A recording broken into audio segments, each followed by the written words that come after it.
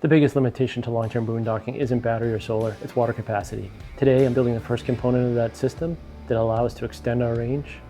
We're building a portable water transfer pump using a seaflow pump here that allows us to have a simple solution, portable, doesn't have to be permanently installed, won't sacrifice that valuable space that we so need inside a Sprinter van. We'll connect it to an external tank, giving us another 28 gallons, allowing us to stay in that perfect remote spot, so stick around. So, first part is said we're going to build the water transfer pump. I'm going to show you a little bit about what we've got here set up for today. So, case we picked, and I should say this isn't my original idea. I got it from Dave on Big Truck. Ferg TV also did this, and the folks over on Sweet Travel as well built one of these pumps. So first thing we need to do is select a case, which you can see here. Harbor Freight. That's a really decent one. I think it was about 30 bucks for this, the Apache 2800. Had foam inside. Took the foam out. As you can see here, that's where the pump will get mounted. Went with the Seafoam 12 volt, 3 gallon per minute. Just about 3.5 amps standard, 7.5 max. Comes with a filter for it, MPT fittings.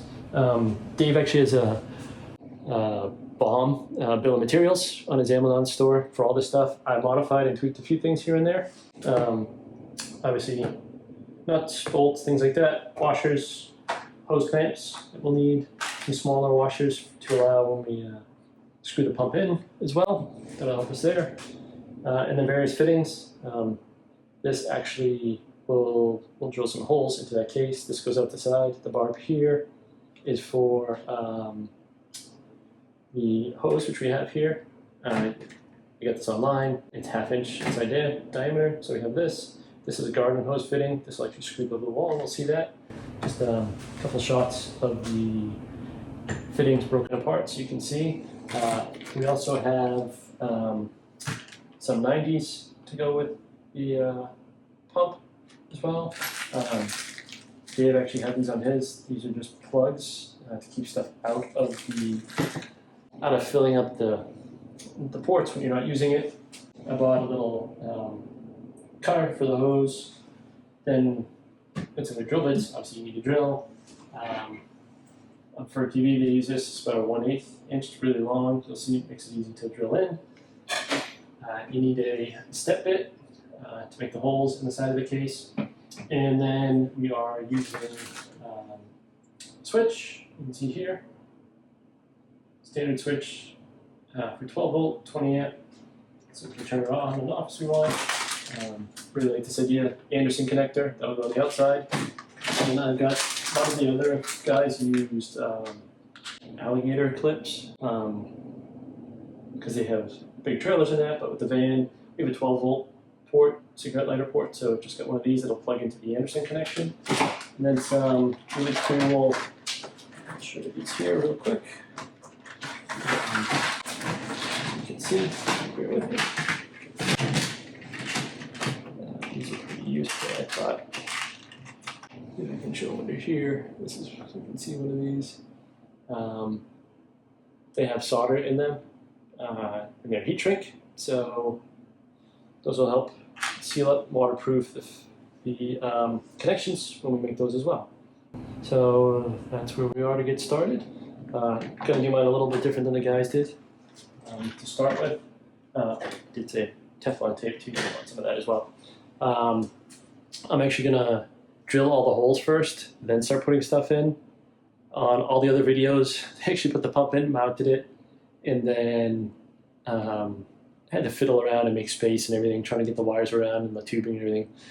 I think they all said just it'd be easier to drill everything first and then start assembling. So that's what we're going to do with this first part. All right, as I said, the first thing we're going to do is drill the holes for everything. So first thing is the pump. You can see here, it fits really well into this case. Size-wise, kind of lines up in between this stuff. Shifted it down a little bit just to make sure there's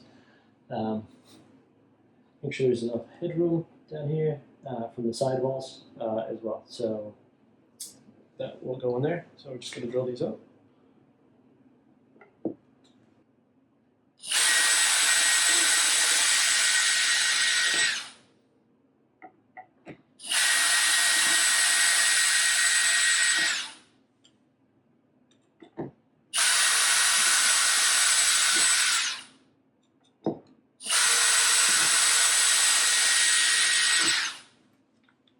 So pretty easy. Use that nice long drill bit we talked about. Just gave us plenty of play, as you can see from the side here. So stuff didn't get in the way.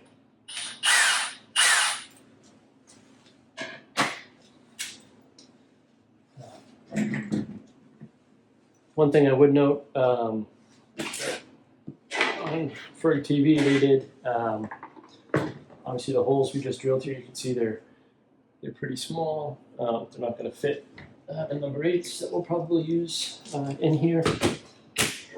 So we'll have to drill this up a little bit larger pit.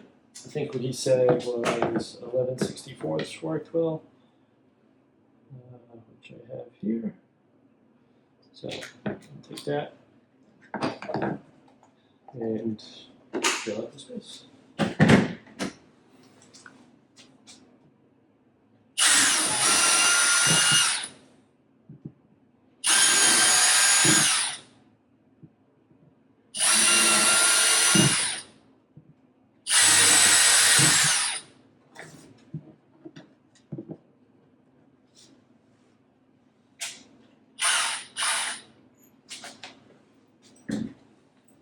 Pretty straightforward with that part. So just getting it prepped. We'll check with a couple of the bolts here. Make sure they fit through. And then we're good to go. I always got to keep a tidy workshop. At least try to.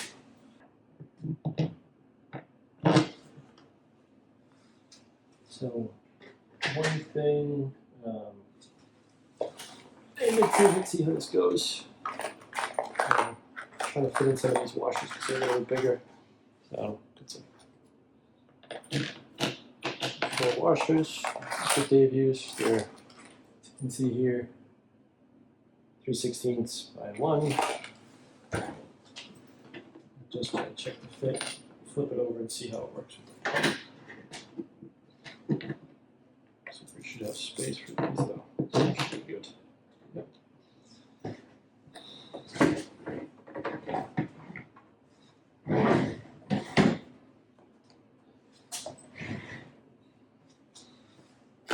Let's see if these are long enough. They should be.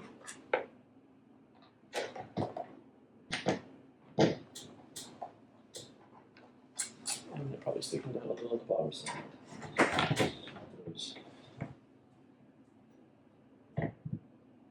So those are the 1 inch. So should be enough bite on it. Okay. So those will work. We're good to go.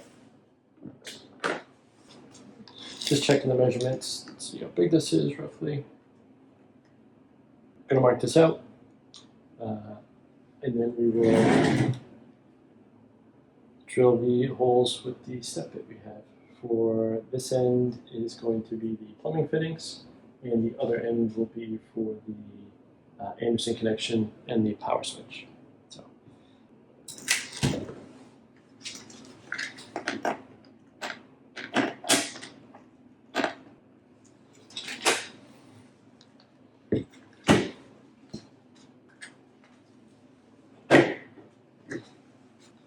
Just gonna check the size of this one. Just about 1 inch. Okay. Good.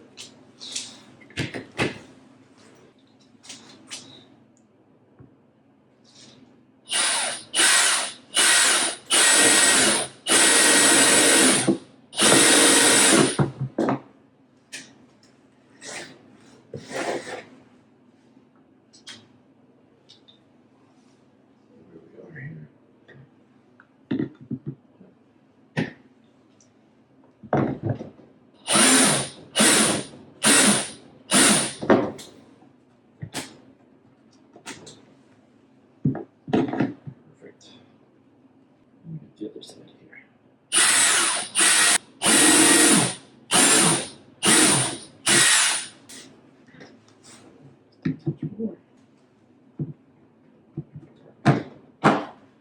Okay.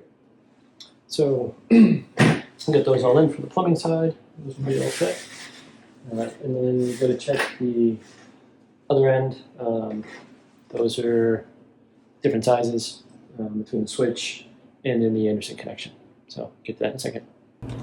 These are about the part we need because we need to keep the retention clips. These are about 3/4 of an inch. I don't know if you can see that on there or not. Marked out the spots, same as before.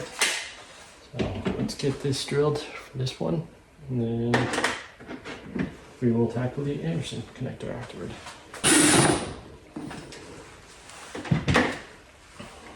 Not quite there, so just a little bit. Not too much. You can see there's a little bit of a burr on the inside. I'd probably hit it with a rasp if I wanted to get it out there, but I'm trying to just get this in.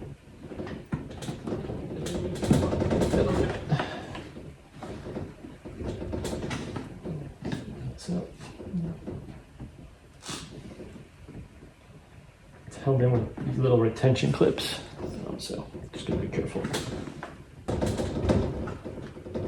There we go. Nice fit, as you can see. Nice little on-off switch. That's good to go.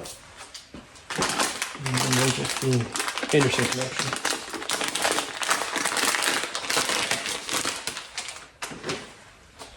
Now, as you can see under here, a little bit bigger than the other one. It does have screws that it came with. Obviously heavier duty gauge wire here, 10 gauge, and with this sticking up, nice little connecting cover for it. So, let's take a look at how big this guy is. Not too wide either. It's got a seat into there, so it's just a hair over the 1/16 over 3/4 of an inch. All right, so just like the last one, a little bit at a time. You see.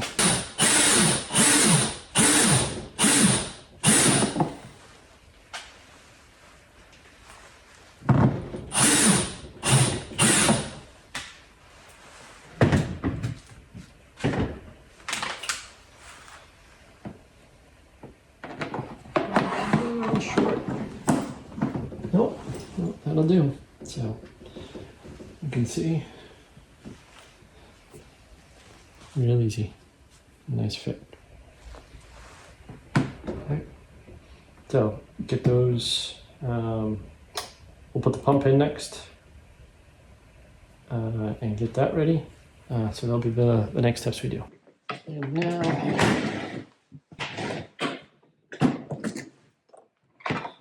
Those are good. Just have to finagle the pump in here, and then we can get all that stuff wired too. So pretty easy project, as you can see so far. Nothing too complex. Just now get everything set and in place.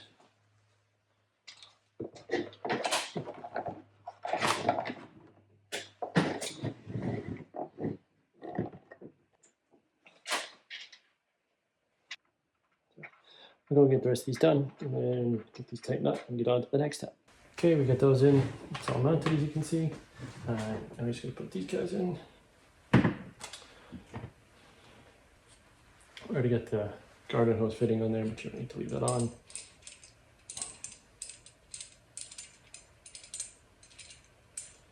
Right, and we're going to do though, I'm going to take that off and put some pipe tape on these,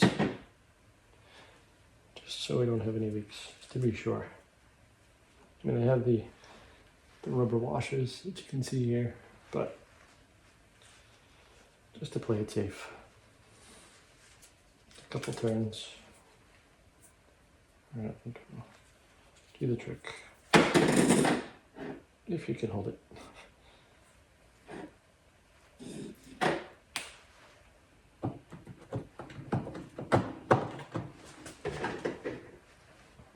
And it's less for this and more for the barb fitting, really. Yep, getting stuck. Helps if I put the washer in. Need this guy. This guy here.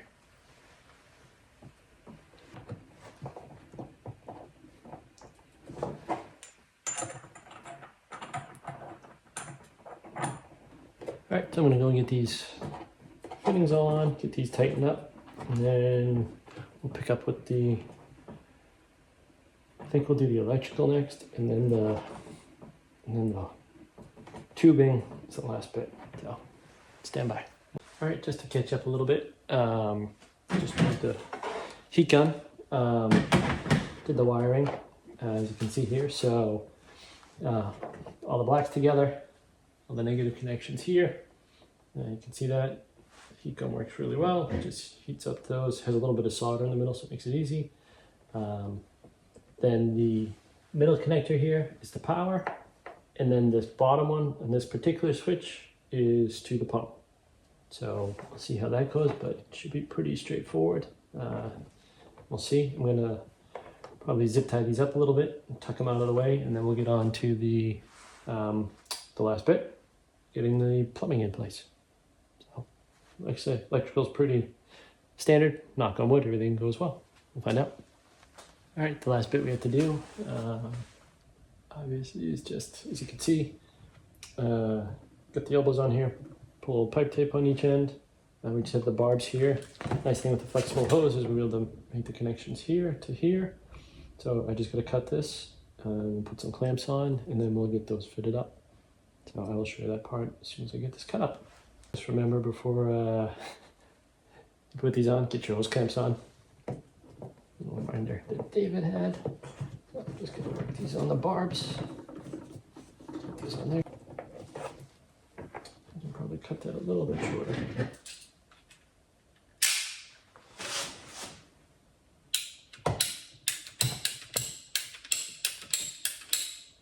That's the handy tool I got.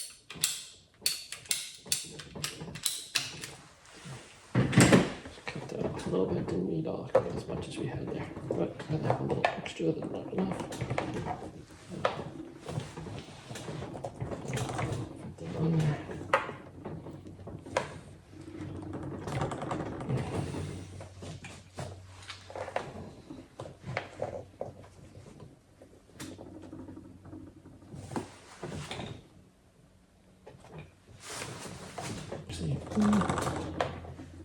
I got enough bite on there. Okay, I can do that.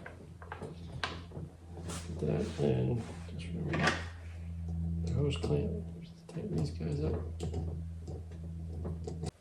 I just wanted to point out real quick, decided not to use this guy. Just the way the fitting was, would have to come off here more and stuff, and just not enough connections to make that work. So but we're good. We should be in a good spot with what we got.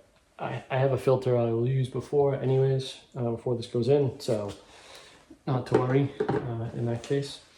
So this should be good to go. I will do a test tomorrow, and I will show you how that goes. Just a simple test to make sure everything works.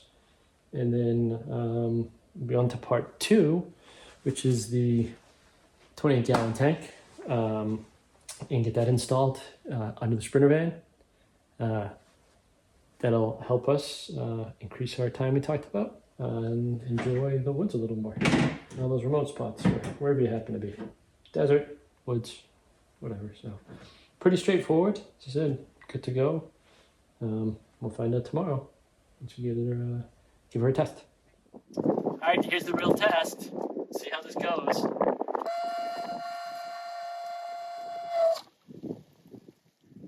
Say we got a winner. Cool. So, as you saw yesterday, we got this built. Now we got a portable solution.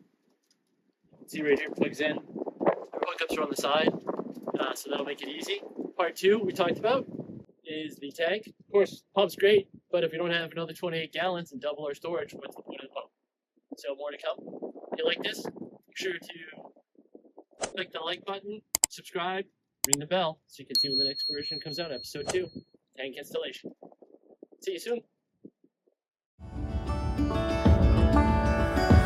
think it's time for me to go.